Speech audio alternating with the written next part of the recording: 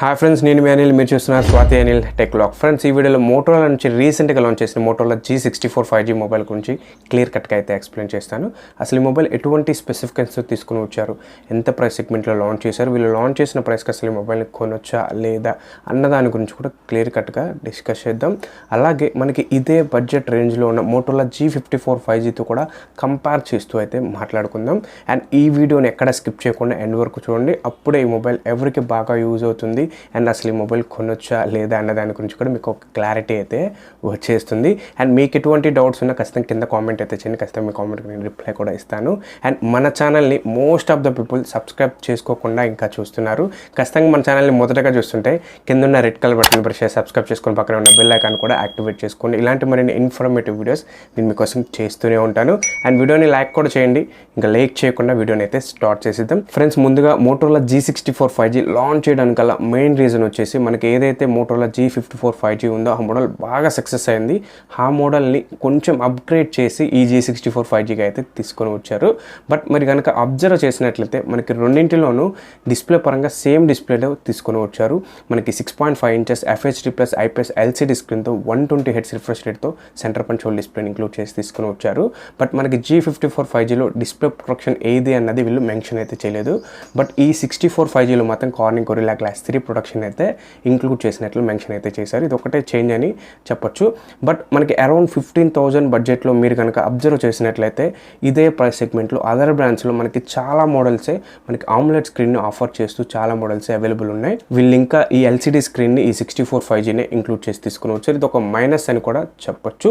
అలాగే పర్ఫార్మెన్స్ గురించి మాట్లాడుకుంటే మోటోరోలా G54 5Gలో మనకి మీడియాటెక్ డైమెన్సిటీ 7020 ప్రాసెసర్ ఇంక్లూడ్ చేసి తీసుకుని వచ్చారు. ఆ బడ్జెట్ రేంజ్లో పవర్ఫుల్ ప్రాసెసరే.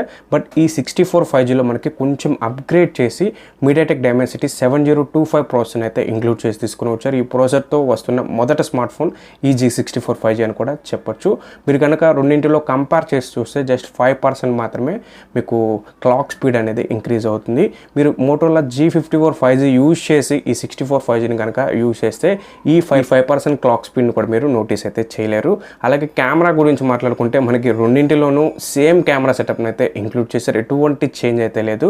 మనకి main camera 50 megapixel with OIS సపోర్ట్తో తీసుకొని వచ్చారు. And 8 megapixel ultra wide angle ఉంటుంది. మ్యాక్సిమం ఈ మొబైల్ ఎక్కువగా హైలైట్ అవడానికి గల మెయిన్ రీజన్ మనకి బిలో 20K బడ్జెట్లో ఏ బ్రాండ్ కూడా అల్ట్రా వైడ్ యాంగిల్ కెమెరా అయితే ప్రెజెంట్ అయితే తీసుకొని రావట్లేదు.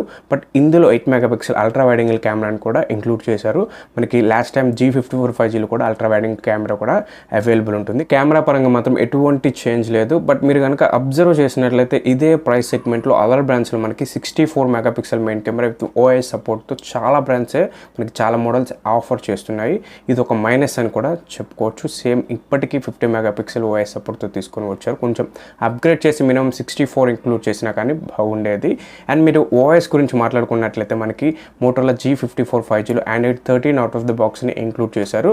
బట్ కొంచెం అప్గ్రేడ్ చేసి ఈ ఇయర్ లాంచ్ అయిన మోడల్ కాబట్టి మనకి 64 5Gలో Android 14 out of the box అయితే వస్తుంది.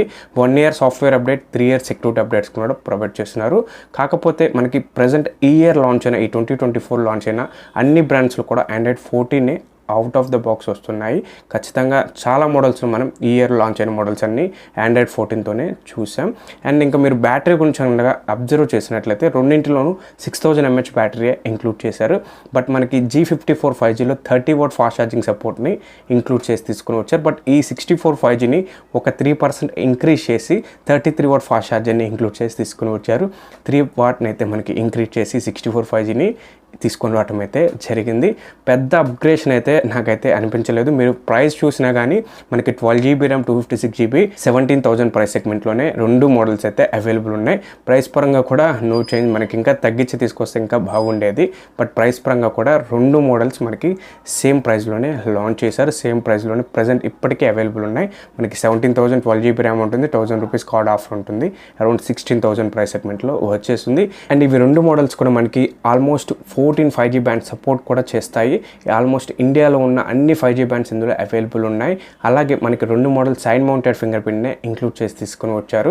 రెండింటిలో స్పెసిఫికేషన్స్ పరంగా ప్రైస్ పరంగా ఎటువంటి చేంజ్ లేదు. అండ్ డిజైన్ కూడా మనకి సేమ్ డిజైన్ ఇంక్లూడ్ చేశారు.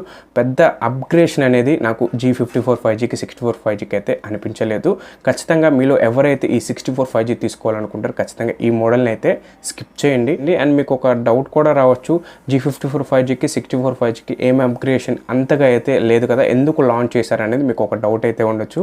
బట్ మనకి G54 5G వీళ్ళు అనుకున్న దాని మీద ఎక్కువ సేల్స్ అయితే రీచ్ అయ్యాయి. ఈ సేల్ రీచ్ని మరింత వీళ్ళ సేల్స్ పెంచుకోవడానికి ఈ G64 5Gని లాంచ్ చేశారు. ఇది వాళ్ళ మైండ్ సెట్ అయితే అలా వర్క్ అవుతుంది. ఖచ్చితంగా వీళ్ళ సేల్స్ని ఎక్కువగా ఇంక్రీజ్ చేసుకోవడానికైతే వీళ్ళు ఎప్పుడు ఆలోచిస్తూ ఉంటారు. ఖచ్చితంగా మీరు G64 5Gని కొనే ఆలోచన ఉంటే ఖచ్చితంగా స్కిప్ చేయండి.